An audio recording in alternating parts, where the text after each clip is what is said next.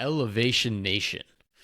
You know, sometimes they say that Elevation Nation is like a family.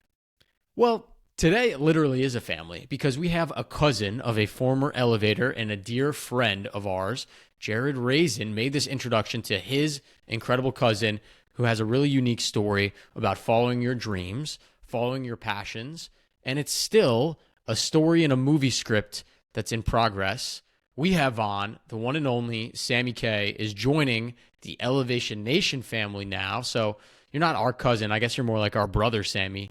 Welcome to Elevation Nation. We are so excited to have you. Thank you for having me. It's great to be a part of the Elevation Nation, baby. Let's go. Oh yeah, I'm pumped. It's great. Oh, it's always great to be part of the nation. Sammy, this one's gonna be funny because obviously we have Sam, and knows I call Sam Sammy all the time. So now I might just call you K. Is that fine? And Panich, we just go by last names. You guys can call me Yablon, which people don't call me really ever. I Is love that it. cool? I love it. I mean, it's not my fault that Sam was blessed with a fantastic first name. So Oh, I here we agree. go. Here Not we everyone go. could be as attractive, smart, and charming as us Sams, Are and there's you different guys there's different in? ways to go about it. Are you There's different guys ways to in go like? about it. You can go Sam, Sammy, Samuel. It doesn't matter. It just depends on what kind of vibe you're trying to give off. We got Oof. options. We Are got you guys in like options. a Facebook group, like the Sam's Facebook group? Because I'm, there's Yep. the It's elite, Parker. Parkers You're not allowed to know about it. Facebook group. All of the Yeah. Secret. Parkers in the world like come together in one group. I'm sure this is Sam's Yeah, I'm Facebook surprised group. that you actually know about it. I mean, I thought that Oh, really Sam and I I only had access to that. fair enough. All right, Sammy K. Well, it's good to have you on the podcast, and we start every podcast the exact same way since episode 1. Now we're in like episode 300, but we need to know a little bit more who you are. So we start with every podcast with an elevator pitch. Sammy K, who are you? It's a good question. Who am I? I'm a brother. I'm a son. I'm a grandson. Um, I wear many hats. I originally started. Uh, well, I grew up in South Florida, Boca Raton, probably where your grandmothers live, um, or your cousin that went to camp with me, whatever it was. But grew up in Boca Raton. I went to the University of Colorado at Boulder. Sco Buffs. It's it's actually very interesting the narrative these days. Whenever I told someone that I went to the University of Colorado, oh, oh, you like to party. Oh, you like to have fun. How much weed did you smoke? But now the narrative has shifted to Coach Prime. Oh, wow, they're great at football. So it's very interesting the dynamic and the narrative on Boulder these days. But I went to school in Colorado, came back to Boca, started a business, got into the family business, did a little acting, and now I am in Los Angeles pursuing my passion for entertainment. So um, I'm all over the place, but that's life. Sammy, you're going to have to dive a little bit deeper for us, and we're going to get into it. But it was a perfect tee up segue. You mentioned the family business, right? One of the things we like to talk about is what did you want to be growing up? Now I'm going to rephrase this to what were you kind of expected to be growing up in the successful K family business that you did spend some time at? What did that path post Boulder look like for you? Yeah. So growing up, I've always wanted to be an actor. I've loved acting. I've loved movies. Jim Carrey, Adam Sandler. I mean, those are two guys that I just always looked up to. Um, once I was a senior in college, I came up with a business, which was a social gift card app. It was um, it was called Gwick. It was a way for people to send gift cards on our app. Take Venmo for example. You send people cash and add a personal little message to it. We took the same idea, the same concept, but with gift cards. And Sam, if it was your birthday, I'd be able to send you a Nike gift card for $100, and I'd post it on our feed, and people like Parker, who are friends with us on the app, can see that I sent you a video, that I sent you a gift card. They can comment, like, share. So it was a very social way of gifting. That entrepreneurial spirit comes from um, the upbringing in my family. My family consists of a bunch of um, business savvy men in the life insurance business. So I always had this entrepreneurial kind of side to me. And once I started this business, then I realized what it actually took to run a business. And uh, it was interesting. It was very interesting. Once it was a great learning experience. And once I decided to move on from that, I decided to take on acting. And that was a big adjustment because growing up, you see the success of like these guys, Adam Sandler and Jim Carrey. Obviously, I'm naming two of the biggest to ever do it. But you put yourself in that position of wanting that, and then when you try it out, it's a lot harder than it seems, and there's a lot more work that goes into it. And I think that's just the way that life goes. Like you have an idea of how something's going to go, but then you realize the kind of eggs you need to put in that basket in order to reach that pinnacle. So um, going from Gwick, which was the business that I created, that the social gift card app, to acting, COVID hit, and it was tough. It was a tough how do I continue going when production is stopped, people aren't working, and all this. So I decided to join the family business. I've always been a part of the business, but um, putting all my focus and energy into continuing the legacy that my grandfather started and my father uh, has continued. That was another thing that was a passion of mine that I wanted to continue. So I ran with that for a few years. I still never gave up that entrepreneurial spirit. I still never gave up that love for film and entertainment. So I probably took the biggest leap of my entire life about 3 or 4 months ago, and I I moved to Los Angeles and pursuing this passion of mine, and it's been quite the journey since. So, this is a mindset podcast, right? It's an elevator podcast. And so we talk a lot about how you use your mindset to elevate yourself, how Sam elevates himself through his mindset, how I elevate myself through my mindset. And we've interviewed many, many people who have done pretty incredible things. And so you say 4 months ago you took a big leap in your life. I'm really curious, not about your mindset. I mean, obviously, I'm curious about your mindset in the last 4 months, but I'm curious about your mindset in the months leading up to that decision that allowed you to take that leap. Could you walk us through a little bit of a story, maybe comes to mind, where you're sitting there and you're like, damn, I need to make a change in my life? Yes, uh, definitely the most um, the most thought I put into something really, I think, in my entire life. But um, it was something that has never left my mind, something that's always been itching at me. What if I just went out to LA to pursue something, whether it was acting, whether it was representation? Why not? And you know, you talk to a lot of people. I like using people as a soundboard. What do you think about this? What do you think about that? At the end of the day, it all matters what you think, what's going on inside your head. But it's nice to hear other people's thoughts as well. Um, I just said to myself, it's like, if not now, then when?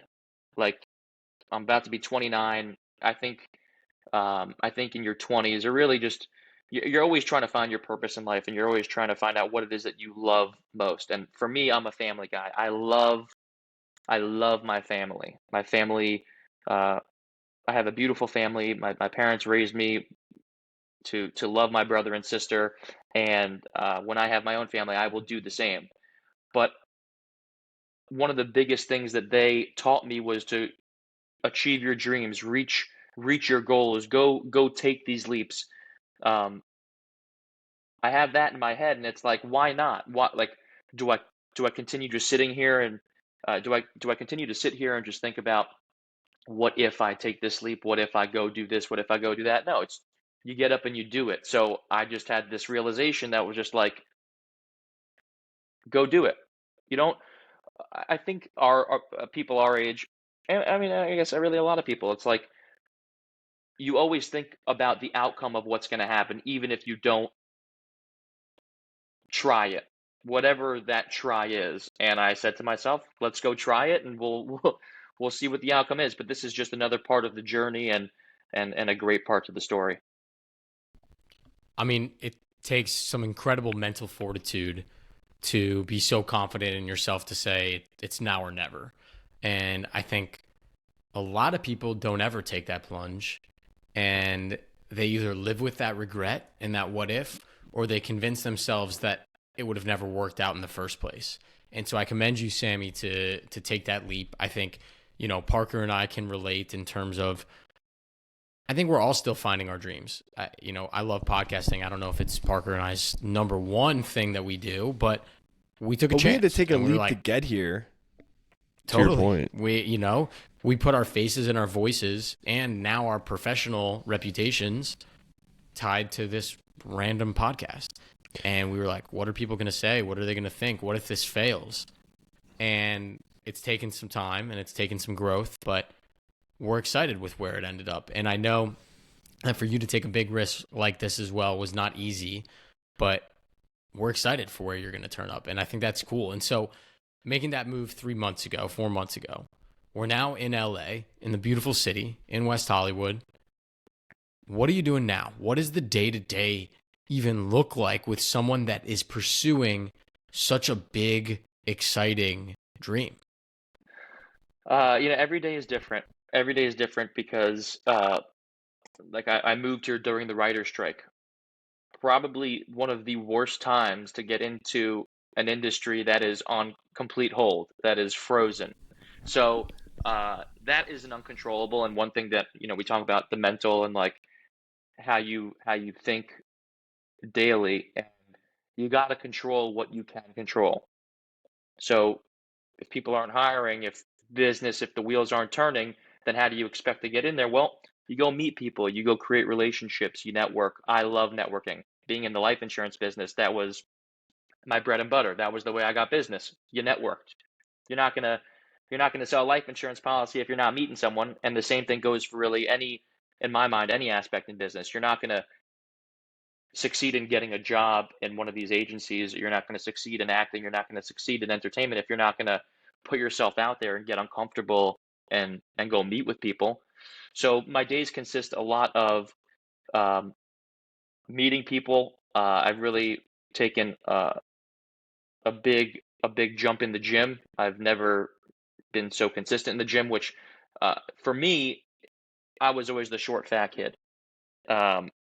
I was never able to make my high school basketball team. I was never able to compete with these guys that are in my grade that were, 10 feet taller than I was.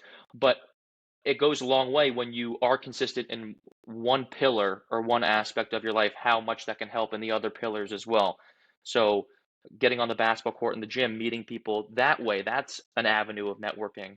But in the meantime, as I've been trying to get my foot in the door, I connected with a label, and I've been managing a couple DJs just to get my foot in the door and understand how the lay of the land of the entertainment world works. And that's put me in positions of meeting new people and getting in the right room. So having a positive mindset every day is, I think, some days you might not have the most positive mindset, but if you can really try and daily having that, let's go put ourselves out there, let's go meet some more people, something's going to hit. So still finding that routine, but every day is a different day.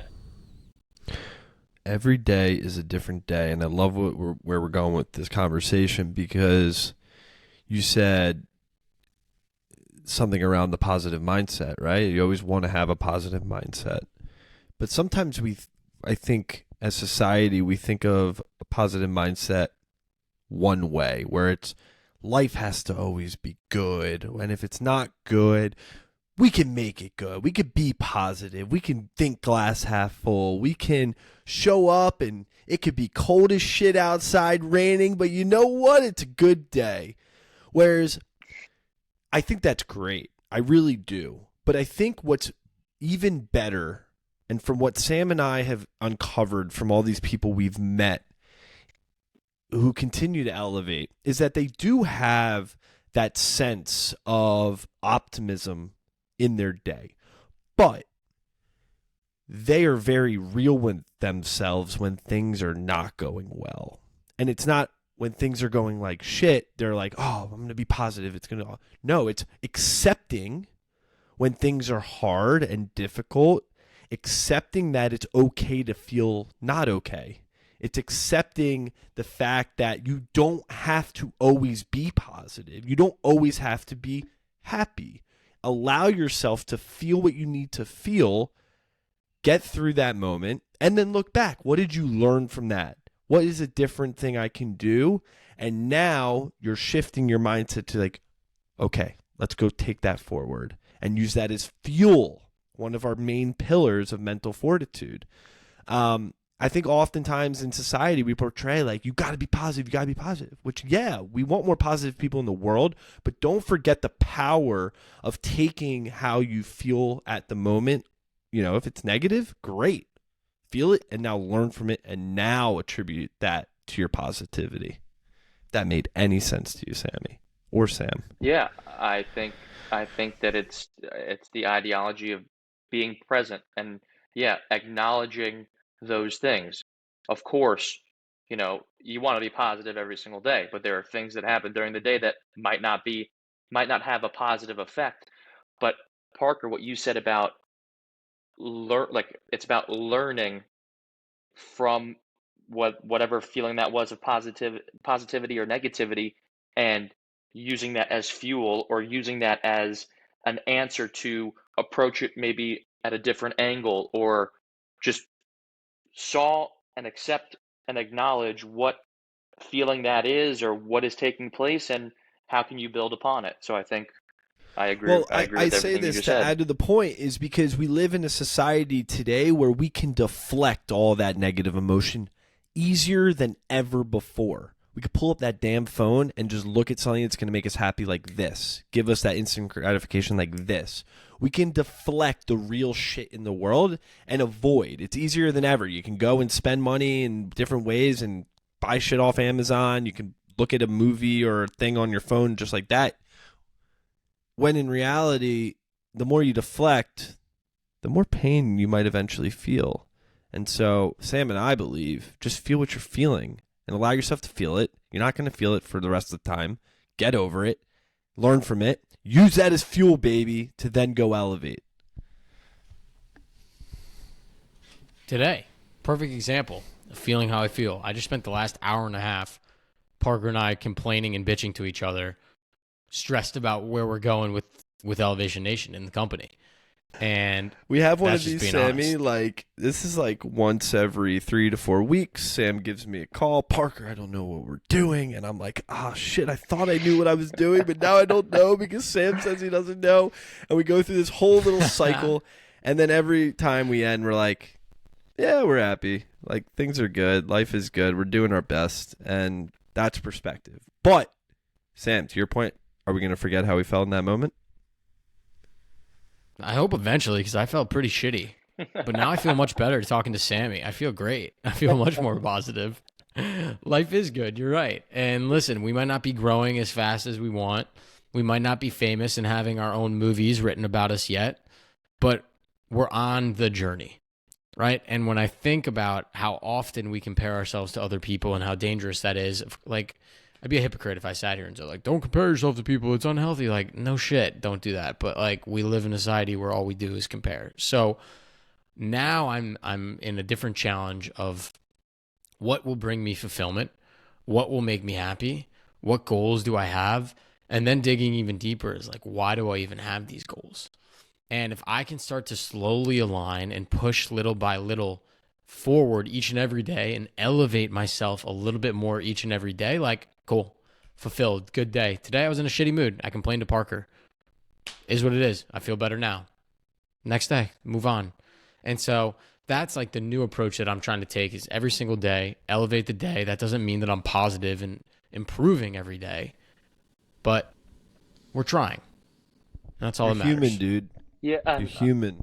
I also think the comparison stuff. Yeah, I think everyone compares, as even nonchalantly whenever you are on social media, you see someone. It's like, oh, why why aren't I in this position, or whatever the case may be.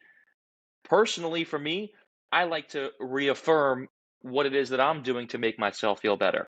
For example, I just moved across the country, like not like left my family and friends to pursue my passion. I'm not saying that John Doe is putting that on Instagram that he just moved across the country, but I know I now have a fulfillment in my life where there is no regret.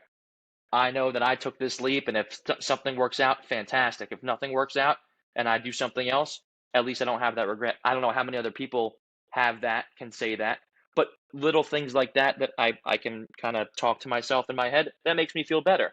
Not saying it works for everyone, but that works for me. There's this like butterfly effect concept that I keep thinking about, which is, all right, Sammy, you moved to LA. Dope. You now have this new positive mindset. You're going to try to follow your dreams. I think you're going to become a famous actor and fulfill all of them. But let's say, hypothetically, they don't go exactly according to that plan. What other amazing things are you going to accomplish because you moved to LA? What new people are you going to find? What cool new friends are going to, totally change your outlook on life? Who are you going to start a business with in the future, right? Like, there are all these other things that happen because of that. And while we don't know exactly what's the right path for us, I think hindsight, looking back when we're all 90 years old on our deathbeds, maybe 100, maybe 120 by the time we're old, we look back and Sammy's going to be like, I would have never met Sam and Parker if I didn't move out to LA, and like we would have never met you if Jared and I didn't meet for lunch on a park bench my second year working in consulting. Like, that's just sometimes how the world works. And I think whether you believe in God or faith or a higher power, sometimes you have to just be like, this path and this flow is going to take me to this certain situation, and we're just going to look back on it and be like, thank goodness it happened that way. I look at it as you're doing everything you need to be doing in this moment in time. Sammy, for some reason, you were brought to LA to make the whatever your dreams happen.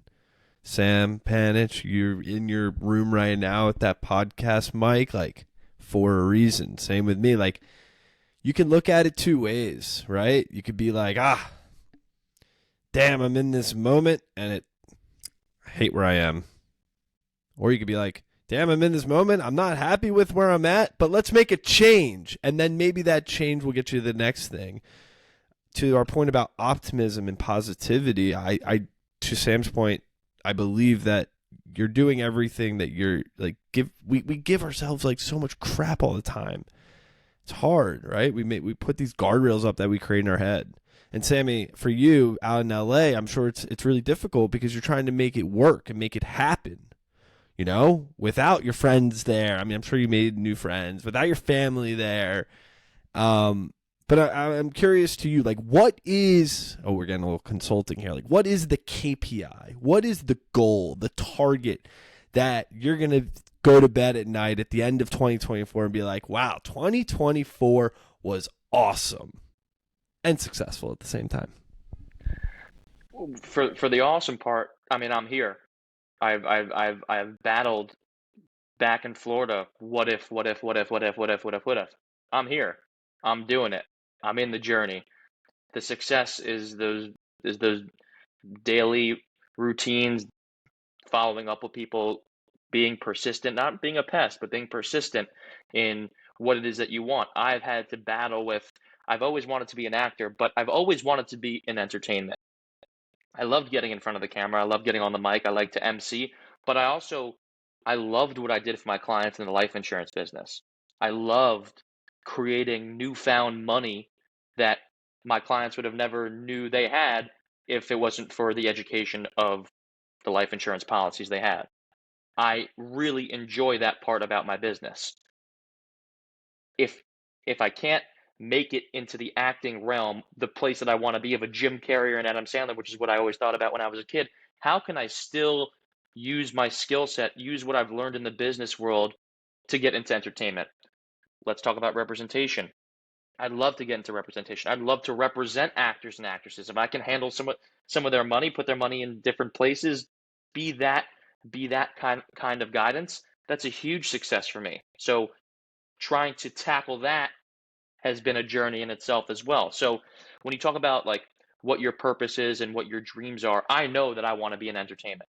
I'm not sure exactly which way to go about it. If I'm gonna, I'd love to get in, and I'm doing that. So how how can I say that I'm not successful when I'm here doing it?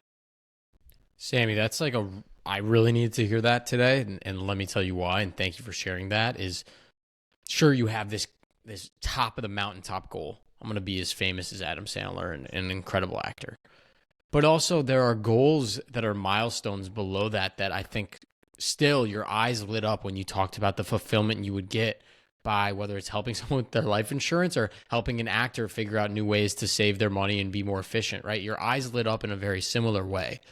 And the reason why that's like really hitting home with me right now is I was saying Parker and I were having a very deep discussion about like what 2024 looks like for Elevation Nation and how we both were feeling a little bit lost and ambiguous about what's next. And I need to remind myself, the goal for Elevation Nation was to meet cool new people. Done. There are other goals along the way. Sure, I'd love to get paid for podcast ads eventually. Sure, I'd love to figure out a way to scale a business, to grow and expand and sell workbooks and speak around the country. But also at the end of the day, the goal was to have an excuse, since I don't live in LA or New York, to meet really cool people week and week and week over and over again. And so I needed to hear that. So thank you. I appreciate it. Sometimes you need to reflect and be like, you might not be hitting your huge main goal at the top of the mountaintop right now, but are you hitting other ones that are bringing you fulfillment? And certainly meeting with someone like you is. I have one more question that I want to say that I think is really important, which is you moved out to LA. You're obviously changing in all types of ways.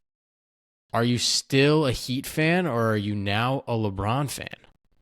Oh, that's a great question. But before I answer that question, another top pinnacle of mine was to be in the NBA. You know, that ain't happening. That ain't happening no more. I mean, I didn't get. I'm 6'1", Jewish. You know, you don't really got too many of those in the NBA. But that was. Bro, you said that everyone was was towering over you when you played. What are you talking about? I'm 5'9". You crushed it. I was gonna say, but damn, not 6'1". for the NBA status. I'm going 6'1". I'm going D1, man. Not with your jump shot, Parker. Die hard Heat fan to the day I die. Die hard Heat fan to the day I die. I have nothing but love and respect for LeBron. What LeBron did by coming into, I'm taking my talents to South Beach. What he did 2010 to 2015, 2014, that was just beautiful. How can you not like the guy?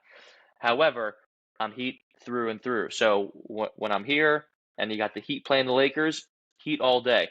But if the Lakers are playing anyone else, I'm an LA fan. Fair enough. I respect it. Let's hear it, Parker. Come on, let's go. Give me something. Yeah. Let's go. Parker's not the NBA guy. You're getting. I mean, the NBA is fine. I've become a quasi Knicks fan, right? Like Wizards. Yeah. Like I grew up in DC, Baltimore area. Like being a Wizards fan is just really miserable. I felt like it's been a perfect time to jump ship, right? Like, okay, they are really bad. They're also really bad at being bad. They're like the worst team at being really bad because they are bad, but they're not bad enough to get like a top pick. We'll see about this year. We are this year. Don't you worry. We'll see. But I look at I'm a diehard Baltimore Ravens fan. It's Ravens through and through. It doesn't matter. Joe Flacco was playing on the Browns the other day. Screw the Browns. I hope Joe Flacco loses. Like screw him. He won a Super Bowl. No, he's not playing for my team. Screw him. Any other team that's not the purple and the black, the Ravens, man, I hope they all lose.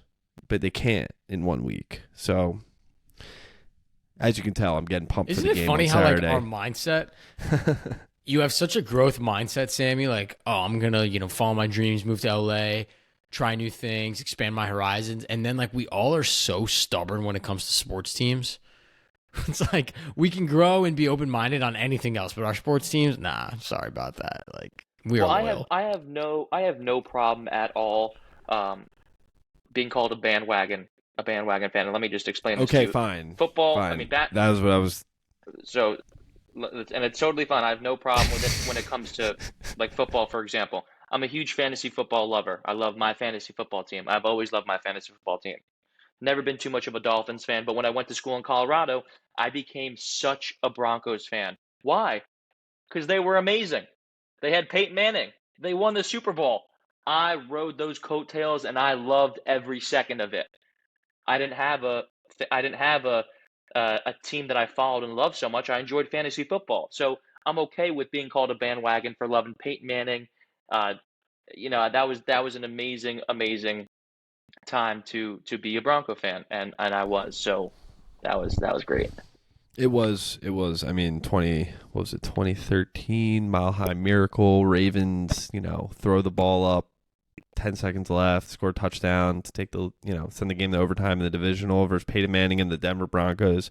Ravens end up winning in double overtime. Justin Tucker, MVP of the team, kicks a field goal. Next thing you know, Ravens win the Super Bowl. Recite the whole game, why don't you, man? Just have to put it out there. Also, I think it's hilarious, and it's just throwing you more sports shade, Sammy. You said that as a Boulder, Colorado guy that your team is known for football and everything, but you guys kind of sucked this year. Without a doubt. You guys were pretty terrible. Without a doubt, but it went to shit. Right.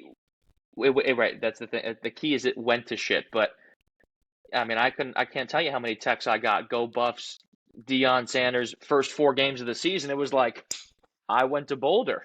I went to Boulder. That's my team right there. The remaining 7 or 8 weeks, maybe not That's so okay. much. New season. Oh my gosh. We won't talk about it too much. Sammy, I think obviously your story is really cool and inspirational, and not just because of the success that I know inevitably you'll have, but I feel really honored that Parker and I got to welcome you into the nation in the middle of your journey, right? That's really cool for me. It's super fun to talk with people all about who have made it to the top, reached their goals, succeeded, started businesses, made a ton of money. What's really cool for me is really diving deep and getting under the hood on how your mind is really thinking, especially as you are truly diving into this thing with 3 months under your belt, 4 months under your belt, and hopefully a lifetime of success to go. So I'm really proud of you. I know Parker feels the same way. I'm excited to see where you end up. I want to move on to our rapid fire segment of the podcast here, Sammy, where we have a couple random questions to ask you. And we're just going to, first thing that pops into your mind, you let us know. So are you ready for rapid fire? This is my first rapid fire. Okay, cool. My second rapid fire, you're now in LA. You want to get into acting in movies. On a podcast episode I just recorded, we talked about how cinema is something I'm personally diving into. What is your favorite movie of all time? I'll give you a quick answer on that. It's Interstellar. And great movie. That's a good one. As someone who is in the business now, more on the representation side, typically you don't want to give that kind of answer because it's Christopher Nolan just winning Best Director for Oppenheimer, and it's so mainstream. But this movie came out back in 2014, and just the way it captured a father and daughter relationship, the cinematography, the space exploration, it was just so ahead of its time. I saw that movie back-to-back days by myself, sobbing each day just because of how much I enjoyed it. So Interstellar through and through, and love. Have you seen Jiro Dreams of Sushi yet? I have. Okay, don't spoil it. I just watched it this weekend, and I told Parker, I was like, bro, you have to watch this movie. It's so good. Amazing. Yeah, amazing. I cried again. I'm not going to say anything more about it, but amazing. Yeah. can't wait All for right, Parker to watch I it. will. I He's will gonna watch cry. it. He's gonna cry so hard. That's like the perfect I'm a type of movie that crier. Parker's gonna lose I'm his a shit. crier. I also think it's like It's funny. amazing to be a crier. Yeah, no, fool. Like if you're not a crier, you're kind of a pussy. Just saying. It's true. Like you got deeper problems if you like literally have never cried before. Just saying. Like humans are supposed to cry. Fair enough. Like that's how we release, right? We release our energy in multiple ways, and crying is one of them. Very natural. Last rapid fire. Your favorite book recommendation for Elevation Nation? Parker and I love to read, so we always are asking for books. I'm reading a great fiction novel right now called The Heaven and Earth Grocery Store, and I'm still reading it right now, but it's got me so intrigued with. Um, I'm a big fiction novel guy, so I'd love to see this book turned into a show one day. But it's basically it's a mystery, and it's just about how African Americans and Jews are in a very poor part of town, and their upbringing and solving this mystery in a white Christian America. It's very, very, very intriguing, and you gotta read it. You gotta read it. I love it, and it's good. I recommend that book. I'm adding it to the book list. We got it. We got it teed up. All right, Sammy. That's our last rapid fire. We're gonna move into our final segment of the podcast. Something that every single elevator, every single member of Elevation Nation has, and really, the mission Parker and I are on is to get everyone to have their own mental motto, which is a phrase that you live your life by, a phrase that embodies you and your mindset.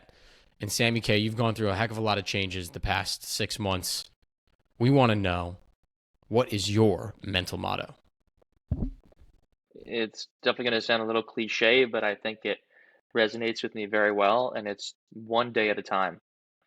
Um, the reason why it resonates with me so well is because myself, I can get so in tune with, oh, what's going to happen today, tomorrow, the next day. What if I ask something this way, is it going to be answered the correct way? Am I going to make someone feel uncomfortable? Like those things, you can't perceive what it's going to be. Just like my move out here.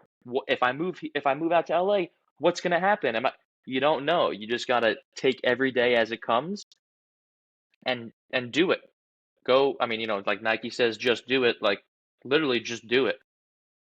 Like one day at a time. Take that leap, and you'll see where it goes. If you don't, nothing's going to happen. So being present and really one day at a time for me. I've been thinking about this philosophy that the last couple of weeks. That I forget where I read it or heard about it or watched it, but yesterday is not real. 2 minutes ago is not real. In the future, tomorrow is not real.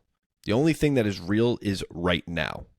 Literally this moment in this time. That is all you have. You don't have the past. You don't have the future. That's already written. You can't change the past, and you really think we think we can change the future, but you really can't. All you have is right now. And so one day, and I'm going to take that even further, one moment. This is what you have. What are you going to do with that? How are you going to spend your time? What are you going to think about? And so I love it. It's a great mental motto, Sammy. And I think it's just really cool to hear what you're doing out in LA, following your dreams, chasing your passion, meeting incredible people, I'm sure. And I just got to say, on behalf of Sam, myself, and Elevation Nation, thank you for joining us, sharing your story, getting vulnerable, and we'll be rooting for you on the sidelines. Not like you're going to be on the court like LeBron, but we'll be rooting for you on the sidelines as maybe you'll pop up one day on our screens or in the metaverse. Who knows? One day we'll be watching with freaking glasses in front of us. Who knows? But we're here to cheer you on, help you elevate, and we just can't thank you enough for joining us.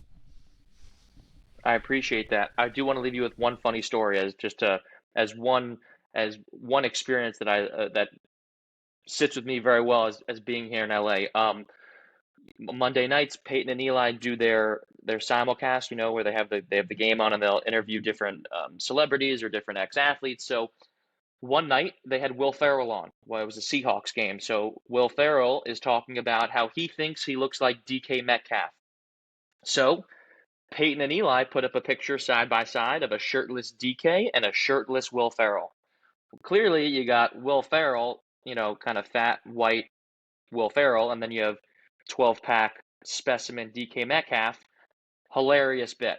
The next day, I see Will Ferrell in the gym. And I was like, this is very cool. I'd love to say something to him, but not from a fanboy perspective. Like, I'm in LA, I'm at the same level. Like, this if I want to potentially be doing business with you one day or be in that realm, I got to be level-headed. So I'm lifting right next to Will Ferrell, and I said to him, oh, I'm sorry, I mistook you for DK Metcalf with all that weight you're lifting. And this man started dying. He started laughing. He's asking me, do you enjoy watching the show? Do you enjoy watching football? And it just it took me back, because here's someone that I really idolized growing up, just like Jim Carrey and Adam Sandler. But when you put yourself in a position of, hey, I'm here, I'm serious about what I'm doing, like, you can have an interaction like that, and it was beautiful. It was so beautiful, and I enjoyed every second of that experience. That is a funny story. That is awesome. I might have to cut your funny story and replace that with that, because that was good. When we talk about the funny stuff, like I talked about like the interaction between gay people, but it's really the interaction between the celebrities, the gay people, the different vibe that you get in a West Hollywood, Los Angeles, as opposed to a Boca Raton, Florida. So it's those things that are funny and hit me in a different way. Amazing. Life is funny within itself. But Sammy, appreciate you joining us. And with that, Elevation Nation, we'll see you next week. Peace. Peace.